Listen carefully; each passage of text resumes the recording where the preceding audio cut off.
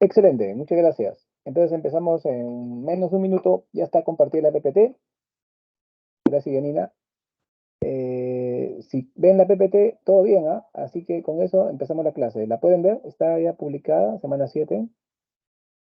Sí, Excelente. Entonces vamos a ir comenzando, a ver, que diga una en punto y empezamos. Tenemos 18, están que se integran ya. Está Yanina, gracias, Yanina. Y empezamos, jóvenes, porque esperar hasta la una me genera ansiedad.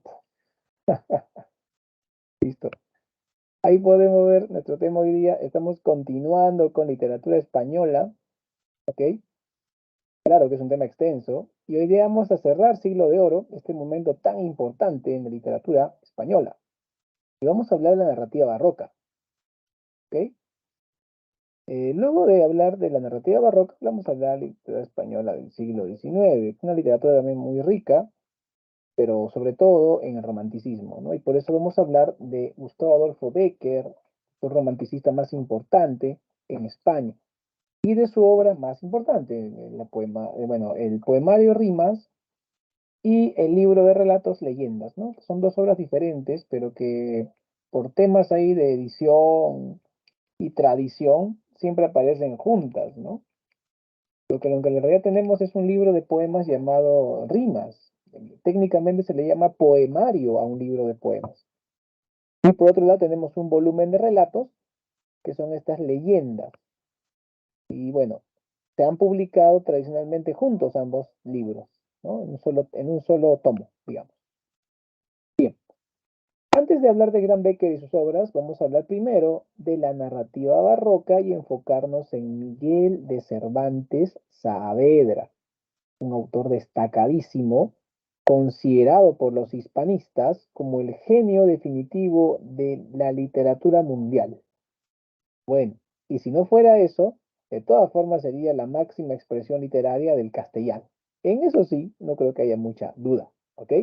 Pero de que sea el autor más grande de todos los tiempos en la historia de la humanidad, bueno, los anglosajones dicen que es Shakespeare, los hispanistas no le creen nada y dicen que es Cervantes, los clásicos dicen que es Homero, los de lengua alemana dicen que Goethe no tiene par. Y bueno, los italianos sacan pecho por Dante Alighieri, así que ahí están los grandes genios de todos los tiempos, ¿no? Tenemos a Homero, que es una leyenda claro viviente, una leyenda, Goethe de Alemania, Shakespeare de Inglaterra o Cervantes de España, entre los más grandes de la historia de la humanidad. Bueno, ahí están los grandes, ¿no es cierto? Vamos a hablar de él y de su novela, la más famosa de todas las que él escribió, El ingenioso hidalgo Don Quijote de la Mancha. Vamos a ello. Seguimos entonces en esta clase con literatura española. Vemos acá un poquito el esquema. Espero que todos estén atentos aquí. Vemos que el siglo de oro es un periodo que abarca el Renacimiento y el Barroco. Y hoy día vamos a hablar del Barroco, es decir, de la literatura del siglo XVII.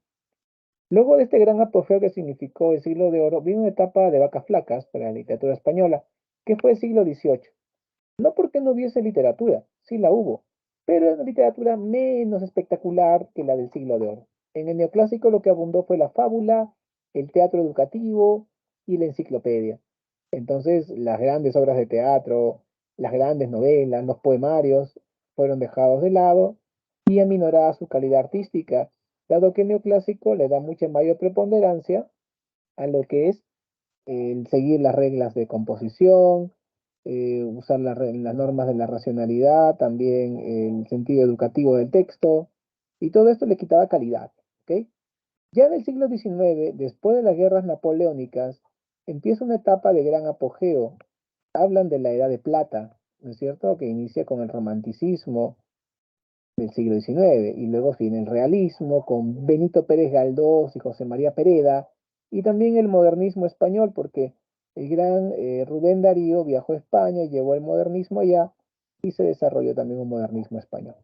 Pero entre el romanticismo, el realismo y el modernismo españoles, destaca mucho el romanticismo, con autores como José de Espronceda, José Zorrilla, Mariano José de Larra, y sobre todo Gustavo Adolfo Bécquer, autor más destacado del romanticismo español.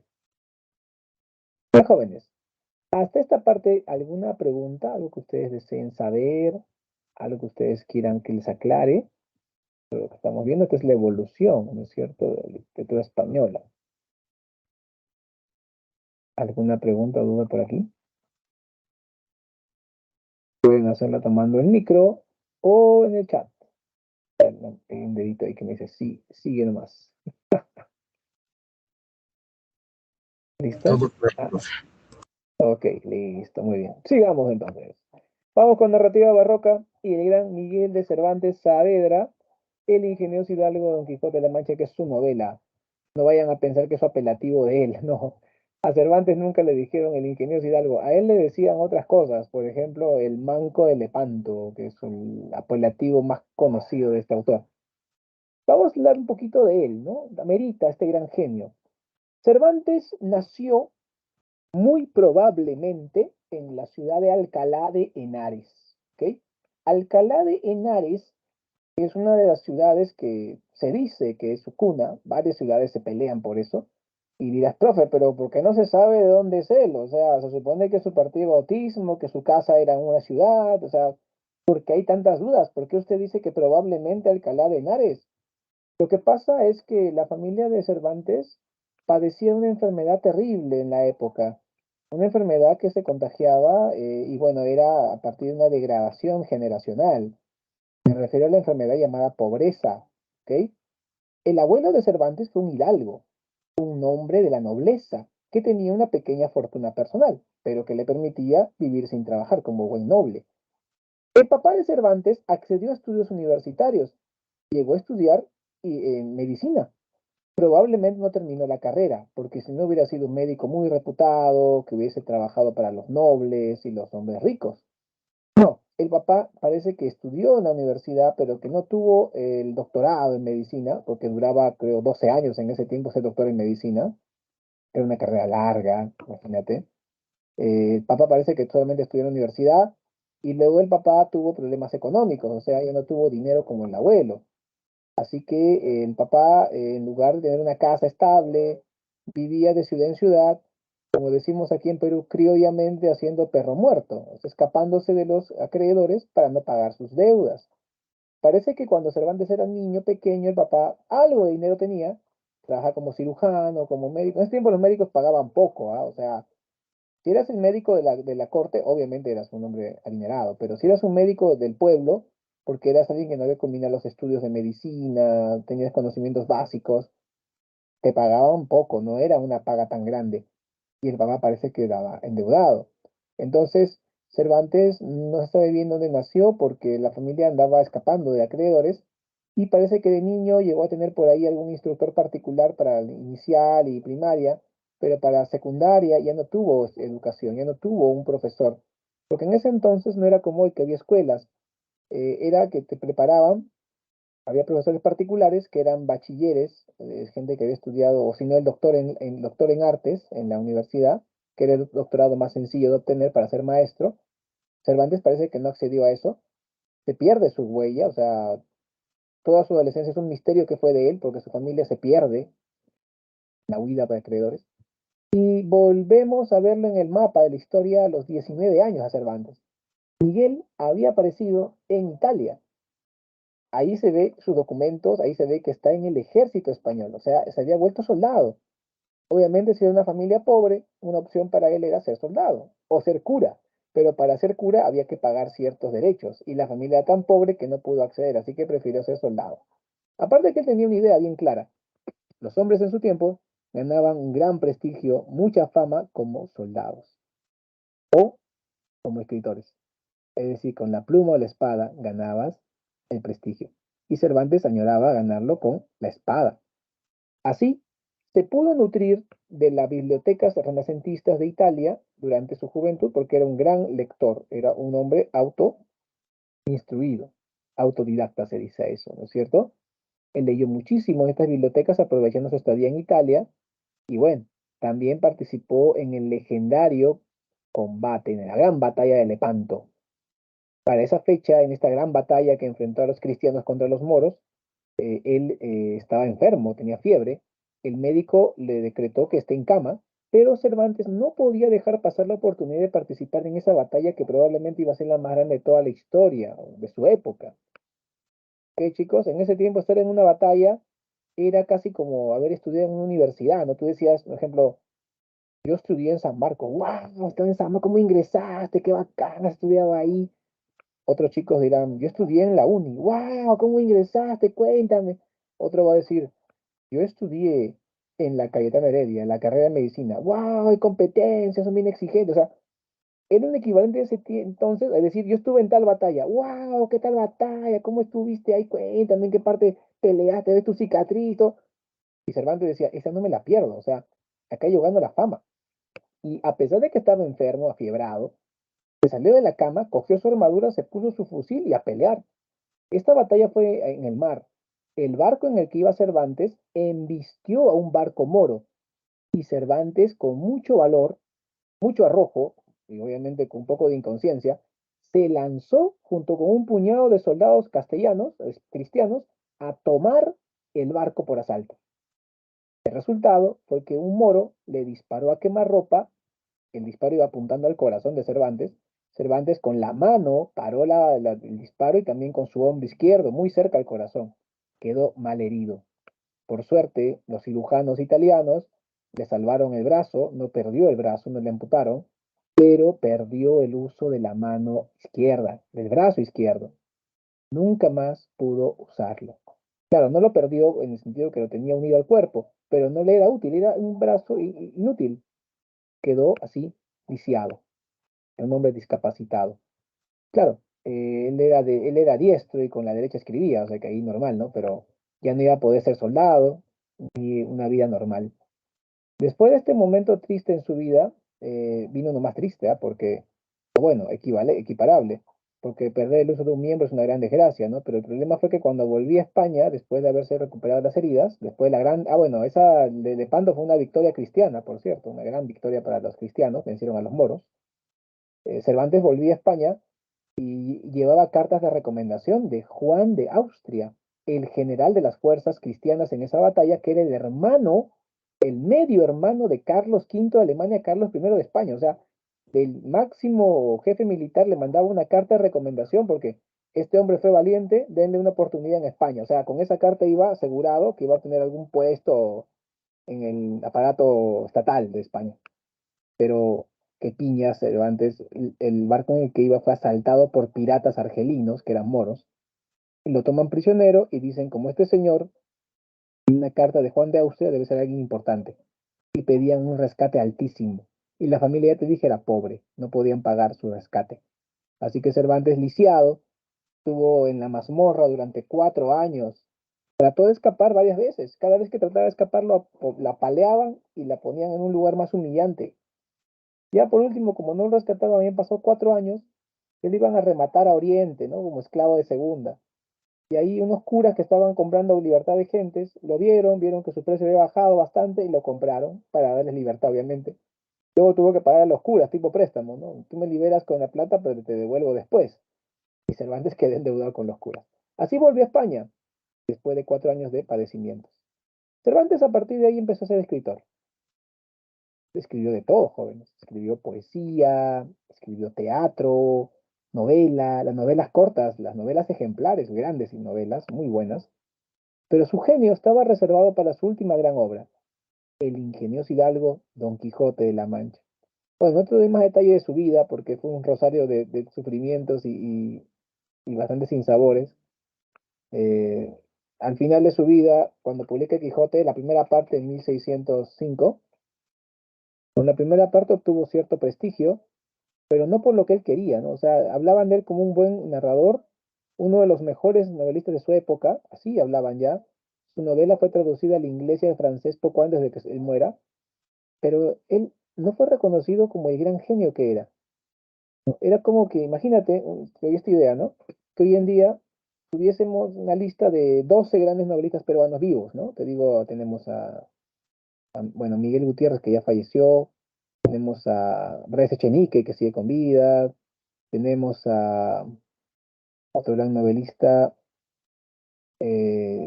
Claro, bueno, Osvaldo Reynoso también ya falleció, pues otro importante del siglo XX. Tenemos varios autores así, ¿no? Novelistas. Y uno de ellos que sea Vargas Llosa. O sea, Vargas Llosa también es otro gran novelista peruano que está vivo, ¿no? Bueno, está viejito. Pero no le damos la real dimensión, porque Vargas Llosa es un autor muy destacado. Es, probablemente junto con Vallejo y Arguedas o el Inca Garcilaso La Vega, de los escritores peruanos más conocidos del mundo. Pero, ¿qué tal si Vargas Llosa tuviera la condición de ser un novelista importante de Perú? Pues los que sabemos literatura lo conocemos, pero no destaca como el más grande, ¿no? Algo así, Cervantes era considerado uno de los buenos, pero no era el más grande.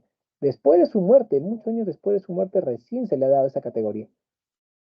¿No? En vida no se la dio. En vida era un escritor bueno y punto.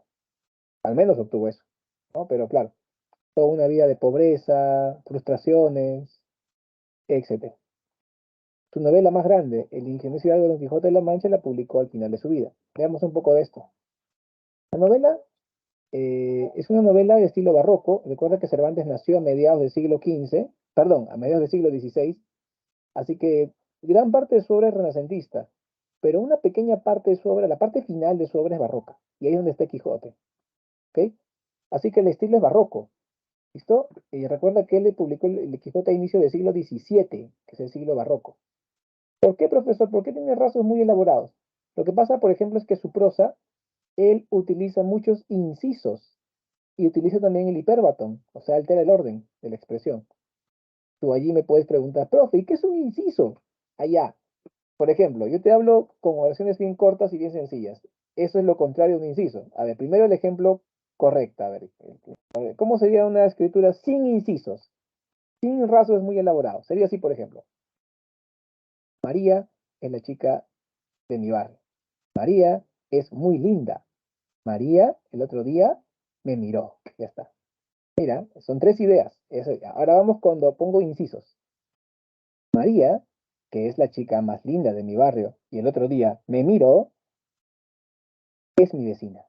Mira, María, coma, que es la chica más linda de mi barrio y que el otro día me miró, coma, es mi vecina. ¿Te das cuenta? O sea, todo eso te meto una frase en medio de una oración más sencilla. Ese es un inciso.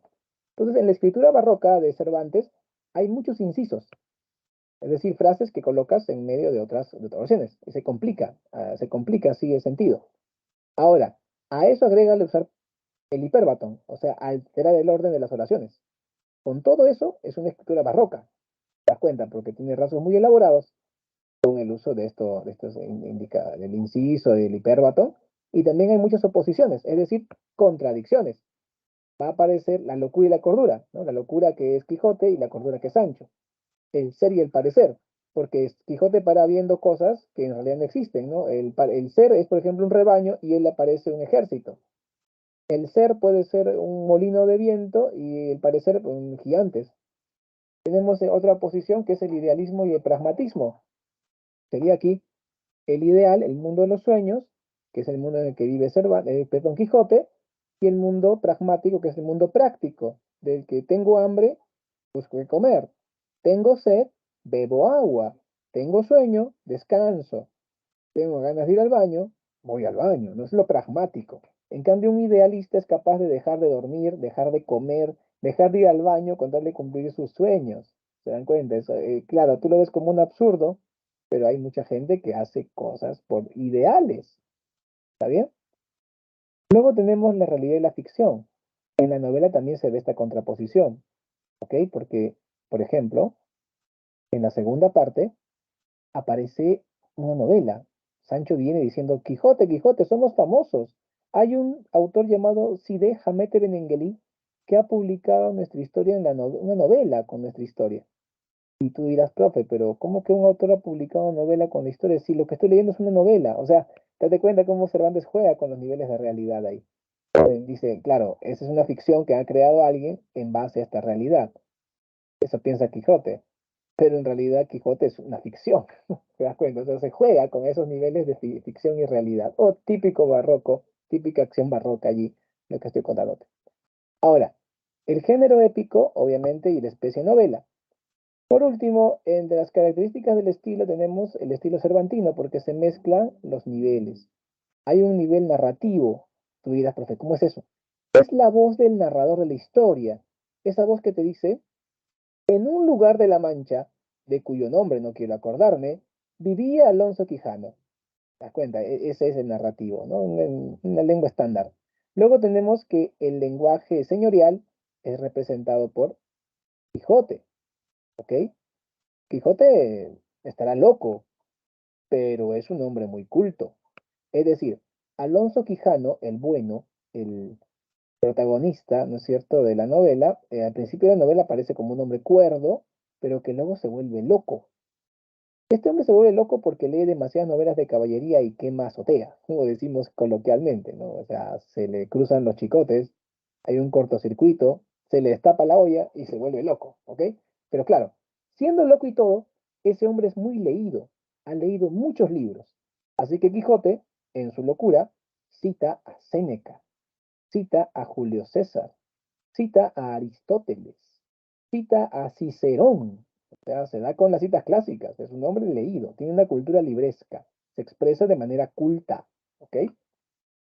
Para que me entiendas, joven, imagínate que vas al Arco Herrera, ¿no? Al manicomio, y en eso ves a un señor bien vestido, un paciente, ¿ah? Leyendo el periódico, ¿no? Está leyendo el comercio, ¿no? Y te acercas a hablar con él, y él dice, sí, joven, ¿qué desea? Y él te empieza a hablar de política internacional, economía internacional, te habla también de historia y hasta inclusive te da vaticinios de lo que va a ocurrir, te habla del petróleo, de Rusia, del BRIC, ¿no es cierto?, de la guerra económica entre China y Estados Unidos, y todo con mucha lucidez. Tú le escuchas, wow, ¿cómo sabe este señor? Da ganas de llevarle un programa de televisión o de radio para que una declaración lo entrevisten, ¿no? ¿Usted qué hace acá, no? Estamos desperdiciándolo. Y tú le preguntas, señor, ¿usted cómo sabe tanto, no? Y él te va a decir, es que todos los días converso por celular con mi amigo Winston Churchill y también con mi pata Hitler, aunque menos con él. Y bueno, también le cambiamos ideas bastante con Fidel Castro, mi pata. Así te dice. Y tú, en tu cabecita piensas, oye, pero Winston Churchill ha muerto hace mucho tiempo. Es de la época de Hitler, claro, de la Segunda Guerra Mundial. Y Fidel Castro también ya falleció. ¿Y por qué va a conocer a este señor, no? ¿Quién es él para que lo conozca a Fidel Castro si es que alguna vez conversó con él? Y te das cuenta que él está loco. Pero, pero es un loco que te da ideas coherentes. Claro, su locura se nota en ciertos momentos, no en todo el tiempo de su discurso. Igual es Quijote, es un hombre culto, que se expresa de manera muy educada, citando autores, pero en eso saca una locura y la malogra, pues todo lo que está hablando. Sancho, en cambio, es un hombre del pueblo. Sancho es analfabeto, no sabe leer ni escribir, pero domina 1000 refranes populares y los para citando. ¿Ok? Así que su sabiduría es una sabiduría popular a partir de la condensación del saber que es el refrán popular. En una ocasión, por ejemplo, Quijote estaba dando un discurso sobre las armas y las letras, hablando, citando autores, y en eso termina y le dice Sancho, Sancho le dice, pues Quijote, que no te entendí nada. Quijote lo mira con pena y le dice, pues Sancho, ¿qué has de saber tú de gramática, Sancho? Pues, le dice, ¿no? Como diciendo que eres un ignorante que no entiende mi expresión. Y Sancho le dice humildemente, señor, tampoco me subestime así, porque de grama yo sé bastante, ya que la veo a diario en mis labores en el campo. Pero de tica, no sé la verdad que es tica. Jóvenes, no se rían tanto que se mueve todavía acá la computadora. Ya sé, algunos no había entendido. No te preocupes. O alguien entendió, a ver. ¿Por qué le dijo eso Sancho? Le dijo, la de grama sé bastante, pero de tica no sé nada. ¿Por qué? ¿Qué hemos dicho que era Sancho? Sancho era un labrador, ¿no? Un humilde chacarero. ¿A qué se refiere con esa frase de grama sé bastante, pero de tica no sé qué es esto? ¿Jóvenes? ¿Quién me dice? ¿Quién me responde esa pregunta? Cuando Quijote le dijo, pues, ¿qué has de saber tú de gramática, Sancho?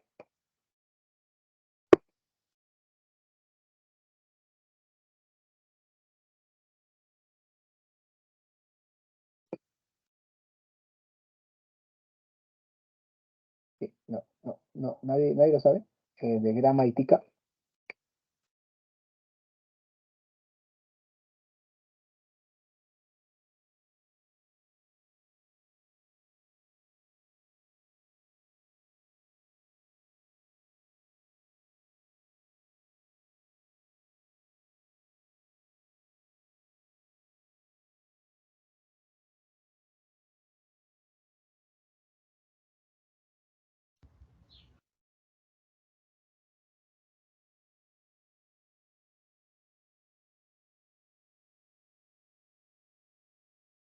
Bueno, como nadie se manifiesta, lo explicaré. Lo que pasa es que grama es como le decimos al gras, la grama, la mala hierba, ¿no es cierto? Y Sancho, como es labrador, tiene que sacar la mala hierba del cultivo y conoce la grama, pero no conoce la tica, porque no sabe qué significa gramática. Entonces, das cuenta, tú sí sabes, ¿no? Sabes que gramática es la parte de los estudios lingüísticos que estudia la estructura de una lengua, ¿no? Como el castellano, por ejemplo. Entonces, ahí Sancho, pues, y Quijote ya te imaginas. Bien, vamos ahora con el argumento. Como te dije, esta obra se divide en dos partes, ¿no? La primera parte se publicó en 1605, una parte donde hay dos salidas. Don Quijote es armado caballero en una venta. En la primera se vuelve loco y sale a buscar aventuras solito, ¿cierto? Lo arman caballero en una venta, una escena cómica, pero ya no ya. Luego es derrotado por unos mercaderes que lo apalean, porque Quijote quería obligarlos a que digan algo que ellos no querían decir. Quijote les dice a los cuatro mercaderes: ¿quién es la mujer más bella del mundo? Ellos debían decir Dulcinea del Toboso, pero como no sabían quién era esa mujer, se molestaron Quijote, que les quería obligar a que digan eso, y él no quiso, ellos no quisieron, y entre los cuatro lo apalearon porque Quijote los quiso agredir. Lo noquearon. Así golpeado, lo vuelven a su casa. El ama y la sobrina llaman al cura y al barbero para que vengan a verlo, ¿no? Porque son sus amigos, los únicos letrados del pueblo. Ellos quedan en que el hombre está loco y que si culpa de su locura son los libros de caballería que tanto lee. Así que van a su biblioteca para quemar los libros. Pero hasta que saquen los libros para quemarlos en el patio, el loco escapó. Había hablado con una, él decía, me han derrotado porque he salido sin ayudante, sin escudero. Él había hablado con un vecino suyo, un gordito llamado Sancho Panza, un labrador, para que sea su escudero, porque él dijo, con escudero, como los caballeros andantes siempre salen con escudero, también yo voy a salir y así no me van a derrotar, porque estaré en la ley de los caballeros. Y Sancho, que es un hombre pragmático, práctico, dice, algo ganaré con este loco. Inclusive Quijote le dice, el día que yo sea gobernador, pero el día que yo sea emperador, tú, Sancho, como eres mi escudero, serás gobernador de una ínsula. Sancho, por la ambición, se va a ir con él. Pero esa escena es muy buena. En vez de que se las cuenten, les voy a mostrar, ¿ya? Ahí está. Voy a compartir un momento. Ah, ¿dónde está? Incluir sonido, ventanita, ventanita. Ahí está. Acá vemos cómo Quijote se escapa de la vigilancia del ama y la sobrina y sale, ya habló con Sancho, ya lo convenció, ¿no? Y va a salir otra vez, la segunda salida, ¿no? Ya esta vez con Sancho. Vean esa armadura, que era del tatarabuelo, que peleó en las guerras de Reconquista Española. Muy bien, entonces ahí vimos la famosa escena de los molinos de viento. Quisiera comentarios, jóvenes. ¿Habían visto ese episodio antes? ¿Les ha dado pena, risa o las dos cosas? ¿Se habían imaginado la escena de otra manera? ¿O tienen alguna pregunta que tal vez no entendieron la escena? Porque está muy adecuado a la novela, está bastante exacto los diálogos de la novela. Algo tal vez que no entendieron bien, quisieran que les aclaren, o que si les gustó, les dio risa. Hay gente que le gusta ver el sufrimiento ajeno, ¿no? Se ríen ahí. Claro, en la gente en la época de Cervantes veía esta escena como algo cómico. Ah, mira qué tarado se golpeó. No veían el trasfondo filosófico que implica esta, o ético que implica esta escena. ¿Qué opinan, jóvenes? Tengo opinión, porque aquí yo no estoy hablando, esto es un podcast, mejor escucha una clase grabada y escúchala, ¿no? Toma apunte, pero si no interactúas, no es clase, ¿no? Un podcast puede ser, tal vez. Pero debería grabar mi podcast aprovechando que estoy tan. Una pregunta, profe. Sí, gracias, gracias. Dime tu pregunta. Luego de que vaya, ¿cómo se llama? Quijote vaya contra los molinos de viento y Sancho se dé cuenta de que está un poquito loco, él se como que se empieza a arrepentir de haber venido al viaje o no. Ah, buena pregunta. Sancho sabe que Quijote está loco. O sea, de arranque cuando le dice, vas a acompañarme y yo voy a ser el escudero y tú vas a ser digo, yo voy a ser el caballero andante y tú mi escudero. Sancho ya sabe que de qué pie coge el hombre, ya sabe que está loco. Más bien Sancho se va con él porque dice, está loco, pero algo ganaré sirviéndole, pues, algo ganaré, por ahí una recompensa económica, algo, y por ambición se va. Pero claro, tu pregunta sería, al ver que está tan loco que hasta pone en peligro su vida, ¿no? Y de él, y a veces a Sancho también lo hizo padecer de hambre a veces, ¿no? Hasta le pegó un par de veces, ¿ah? Le dio de golpe porque no le cumplió algo. A tu pregunta, que es muy de sentido común, voy a responder que porque es una obra literaria, Sancho sigue con él. A veces da a entender que es porque le da pena, pobrecito lo va a dejar solo. Otras porque Sancho dice, bueno, al final este señor está haciendo cosas aquí, si le apoyo, le acompaño, le voy a ayudar para que no haga tantas cosas tan terribles. Aunque al momento de hacer las cosas terribles no le hacía caso a Sancho y peor se metía en problemas. Al menos esta es la segunda salida.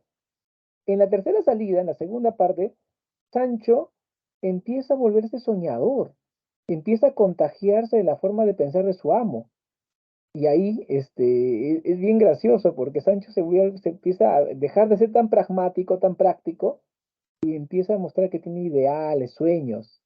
Y ahí va con Quijote porque es parte también de todo eso. Claro, sin ser del todo un soñador, pues sigue siendo un hombre pragmático, empieza a mostrar algunas características, algunos momentos en que también sueña y tiene ideales. Así que gracias por tu pregunta. Yo ya sabía que estaba loco él, no es que se enteró ahí, pero no pensó que estaba tan loco, eso sí. Y te aseguro que tal vez se arrepintió de acompañarlo, pero se decidió a seguir con él a pesar de todo. Gracias por tu aporte. ¿Alguna pregunta más joven? Estamos viendo la escena ahí muy buena de la película. A ver, sobre la escena. Ya bueno, si no hay más preguntas, normal, seguimos, ¿ah? Luego de estas escenas, bueno, hay otra parte en que Quijote empieza a matar ovejas porque piensa que es un ejército invasor y era un rebaño. También va algo parecido a los molinos de viento. Todos le decían que estaba matando ovejas, pero él no hacía caso. Al final, le hacen creer que está hechizado y regresa a su casa, enjaulado. Luego, unas semanas, se da la tercera salida. Claro, unas semanas en la historia, pero en el mundo real pasaron 10 años de que se publicó la segunda, poco antes de la muerte de Cervantes. En esta segunda parte es la tercera salida. Nuevas aventuras para Quijote, esta vez Sancho le acompaña, pero ya Sancho un poco quijotizado, ¿no? Es un poco soñador. En esta parte es cuando aparece el caballero de la Blanca Luna, que es un vecino de Quijote en el pueblo, es el joven bachiller Sansón Carrasco, que el cura y el barbero le han convencido para que ayude a que su amigo, el Quijote, vuelva a su casa. Así que el joven Sansón Carrasco, que es un bachiller de la Universidad de Salamanca, se disfraza de caballero andante, como el caballero de la Blanca Luna, derrota a Quijote y lo obliga a volver a su casa. A su retorno, recupera la cordura, se enferma de tifoidea, hace testamento cristianamente y con la cordura recuperada, testamento y muere finalmente el protagonista. Termina la historia. El tema principal es el contraste entre el idealismo y el pragmatismo. El intercambio de psicología también aparece en la segunda parte, en la tercera salida. Sancho se vuelve soñador. Hay alguien que lo nombra ahí gobernador de la ínsula de Barataria, a Sancho, imagínate. Y es gobernador por 3 días, ¿ah? Y no crees que lo votaron, él renunció. Fue un buen gobernador, ¿ok? Fue un buen gobernador de este pueblo llamado Barataria. Pero él renuncia porque es un trabajo muy difícil. Y aparte, Sancho fue buen gobernador porque usó algo que muchos políticos no usan, su sentido común para gobernar. Los políticos usan el interés, la prebenda, devolución de favores, la corrupción para gobernar. En cambio, Sancho utilizó el sentido común y fue un buen gobernante. Pero repito, renunció porque era mucho trabajo, muy difícil, y él dijo, prefiero a mi chacra y ser feliz ahí. Y renunció al cargo. A ver, Don Quijote y Sancho son los tipos eternos, ¿no? Don Quijote es el soñador, el idealista, y Sancho el realista pragmático, que ve su interés. Todos nosotros tenemos un poco de ambos. Todos tenemos sueños. Si no, no estarían aquí en esta sala de Zoom, escuchándome, viendo las imágenes, viendo el video.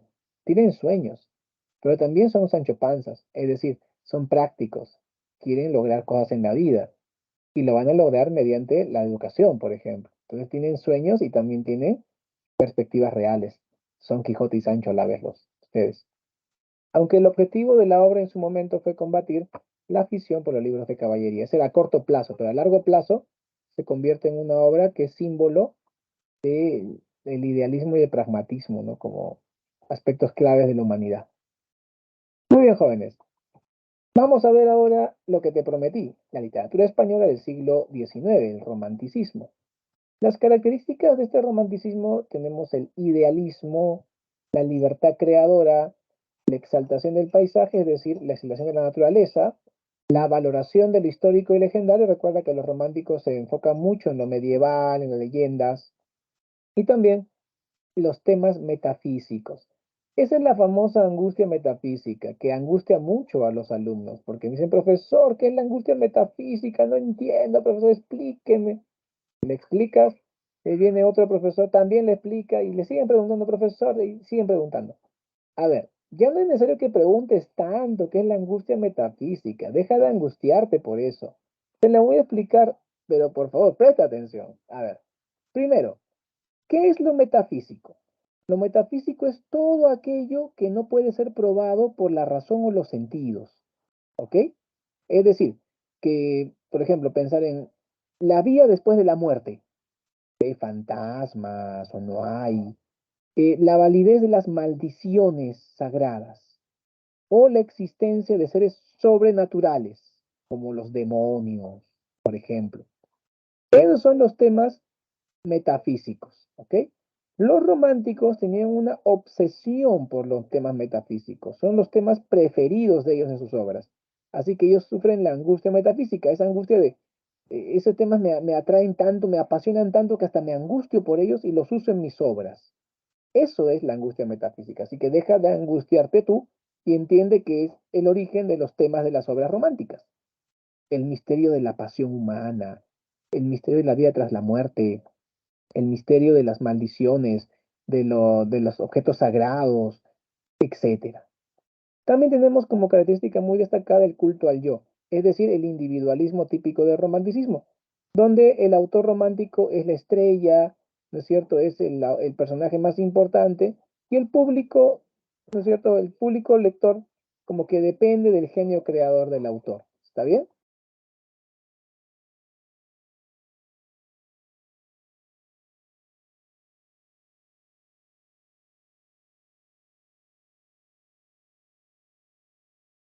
Muy bien, entonces, el culto al yo es como esa actitud egocéntrico,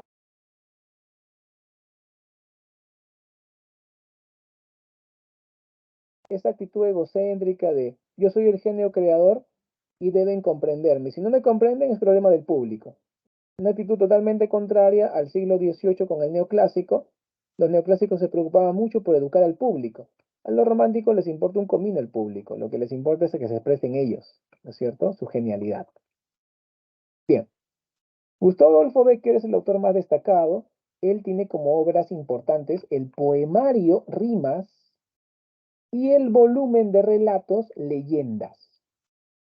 Por una cuestión editorial, se publican ambos libros juntos, en un solo tomo, pero estrictamente es una obra Rimas y otra obra es Leyendas. Cosas diferentes, porque Rimas es una obra lírica, es un poemario, un libro de poemas, ¿ok? En cambio, Leyendas es un volumen de relatos, es decir, un libro de relatos, de narraciones, ¿está bien? La leyenda es un tipo parecido al cuento, ¿no? Muy parecido. Listo. Tema principal de las rimas, el amor idealizado. Otros temas, el deseo amoroso, el amor imposible, el amor platónico, la aparición súbita del sentimiento amoroso también son temas, ¿no? Que aparecen en los poemas. Estos poemas son breves. Algunos tienen 4 versos de extensión, otros llegan a 30 versos máximo. Son breves, comparado con los 2200 versos de poemas barrocos o renacentistas. ¿Ok? Y son sencillos formalmente, no son tan complicados. Aparecen en las rimas 3 tipos de mujer. La mujer ideal, la mujer poesía y la femme fatale, la mujer fatal. Vamos a explorar un poco estos temas en los ejemplos que nos han puesto en las PPTs. Por ejemplo, en la rima 4, mientras la ciencia a descubrir no alcance las fuentes de la vida, y en el mar o en el cielo hay un abismo que al cálculo resista, mientras la humanidad siempre avanzando no sepa a dónde camina, mientras hay un misterio para el hombre, habrá poesía. Mientras sintamos que se alegre el alma sin que los labios rían, mientras se llore sin que el llanto acuda a nublar la pupila, mientras el corazón y la cabeza batallando prosigan, mientras haya esperanzas y recuerdos, habrá poesía. Mientras haya unos ojos que reflejen los ojos que los miran, mientras responde el labio suspirando al labio que suspira, mientras sentirse puedan en un beso dos almas confundidas, mientras existe una mujer hermosa, habrá poesía. Vamos con la rima 21, que es muy corta. ¿Qué es poesía? Dices, mientras clavas en mi pupila tu pupila azul. ¿Qué es poesía? Y tú me lo preguntas. Poesía eres tú. Ah, la mujer poesía. Y la rima 24. Dos rojas lenguas de fuego que a un mismo tronco enlazadas se aproximan y al besarse forman una sola llama.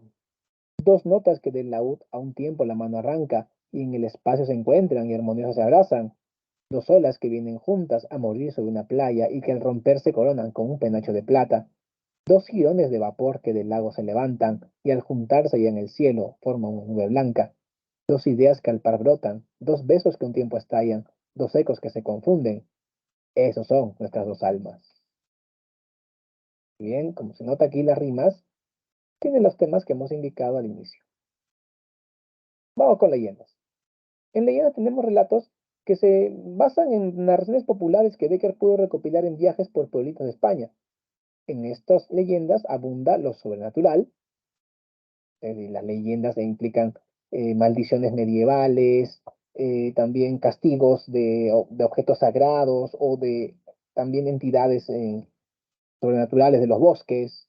Siempre hay una transgresión a partir de una pasión, o sea, un hombre que ama a una mujer intensamente y que transgrede lo sagrado, lo que debe ser respetado, y el castigo, que es perder el alma, perder la vida, perder la conciencia.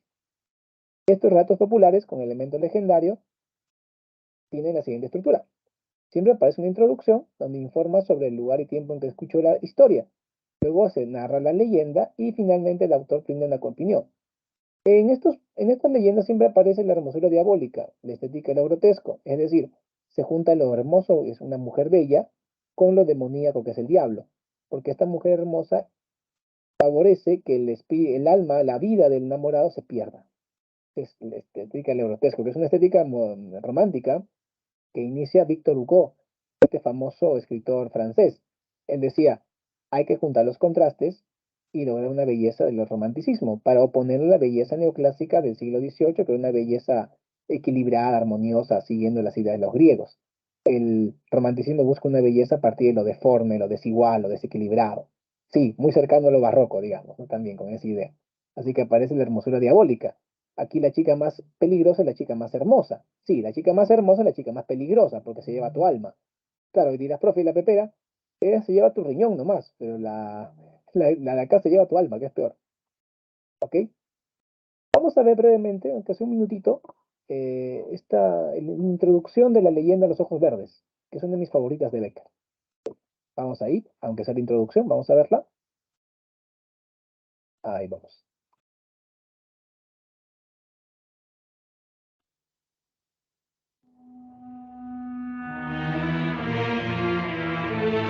Hace mucho tiempo que tenía ganas de escribir cualquier cosa con este título. Hoy se me ha presentado la ocasión. Lo he puesto con letras grandes en la primera cuartilla de papel y luego he dejado a capricho volar la pluma. Yo creo que he visto unos ojos como los que he pintado en esta leyenda. No sé si en sueños, pero yo los he visto. De seguro no los podré describir tal cual ellos eran, luminosos, transparentes, como las gotas de la lluvia que se resbalan sobre las hojas de los árboles después de una tempestad de verano. De todos modos, cuento con la imaginación de mis lectores para hacerme comprender en este que pudiéramos llamar boceto de un cuadro que pintaré algún día.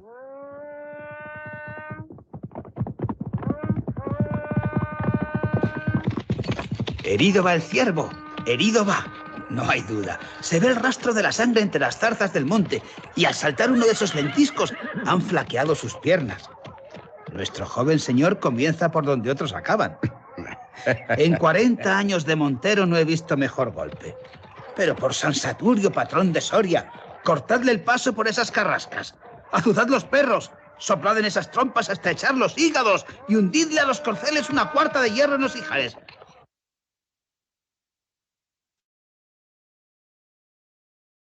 Muy bien, jóvenes, qué pena que se acabó la hora de clase. Voy a ver las claves ahora mismo, antes de que nos voten. Aquí está. A ver, un ratito. Ya saben que cualquier duda que tengan de las preguntas, la pueden hacer en los horarios de consulta académica, ¿ya? Y busquen completo, ¿no? Y pongan los ojos verdes y les va a salir si buscan en internet, en YouTube. Ahí están las claves. Disculpen que me pasé, creo que me emocioné mucho con Cervantes. Muchas gracias por su atención, jóvenes, y chequean la leyenda Los Ojos Verdes, que es una de las mejores para mí. Hasta luego.